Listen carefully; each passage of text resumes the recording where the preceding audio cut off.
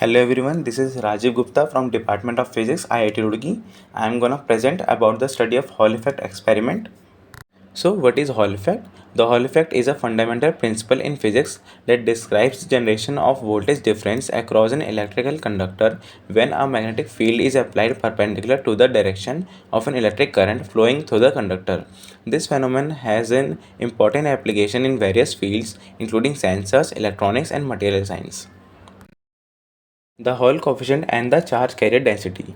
We can calculate the Hall coefficient by the given formula where Vh is the Hall voltage, d is the sample width, I and B are the sample current and magnetic field. We can also calculate the charge carrier density that is given by 1 by Rh into E where E is the electronic charge.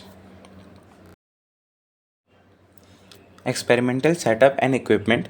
We are using an electromagnet, a Hall probe, a digital millivoltmeter, digital Gauss meter, and constant current power supply, semiconductor samples. Let's have a look to the experimental procedure.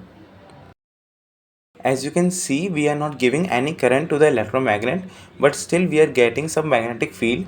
This may be due to the interference from other electronic devices. Now let's increase the current and see what happens.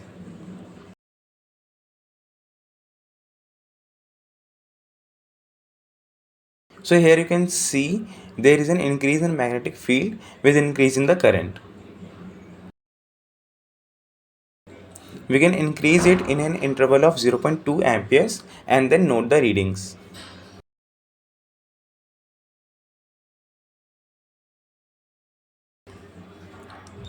Once we are done with the calibration of magnetic field, we can simply put the sample in the magnetic field.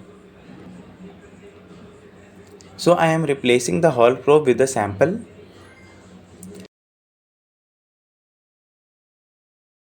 Here is our sample. This is N-type germanium sample and we will study its behavior. There are 4 leads connected to the sample. 2 opposite terminals are for sample current and 2 for the Hall voltage. We will connect this to our millivoltmeter through which we will pass the current and measure the voltage.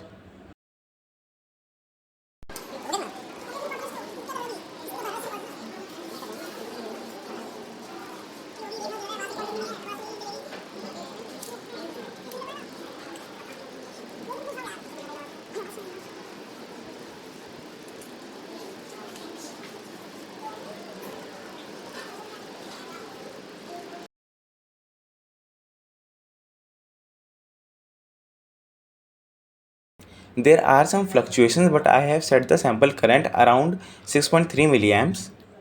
And now we will increase the magnetic field and observe the changes in the Hall voltage.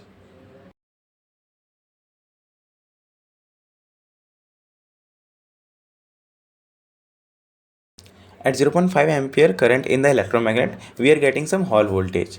You can wait for the readings to be stabilized, and as I am increasing the current in the electromagnet or say the magnetic field eventually through the sample, the Hall voltage also increases. We can take the readings of the Hall voltage with respect to the electromagnet current.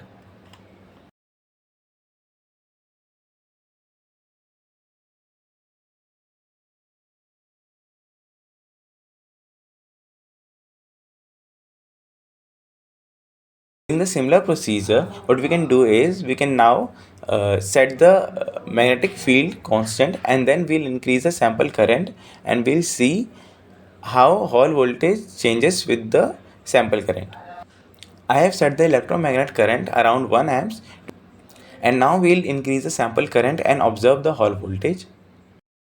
So again there are some fluctuations, but we can wait to it to settle.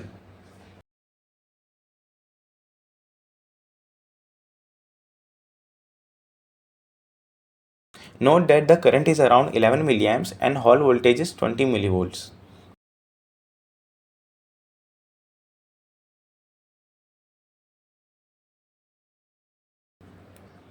Now I will increase the current and you can see the Hall voltage has increased.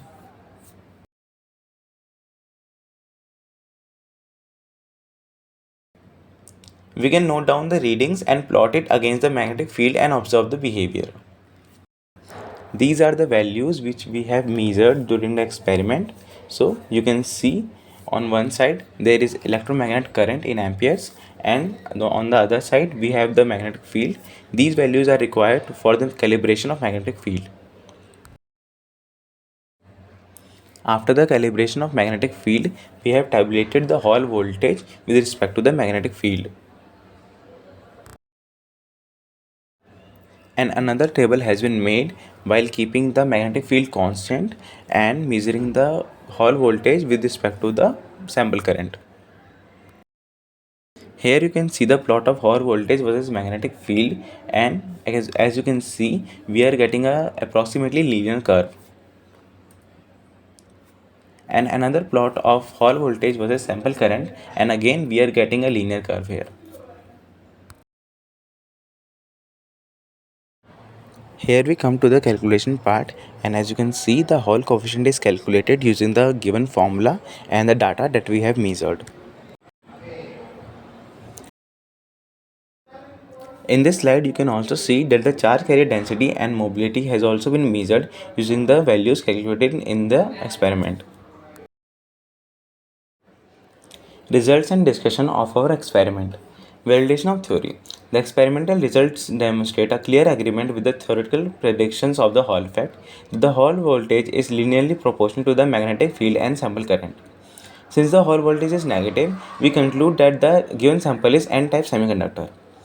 We have also calculated the mobility, that is coming around 0.533 coulomb per volt second centimeters.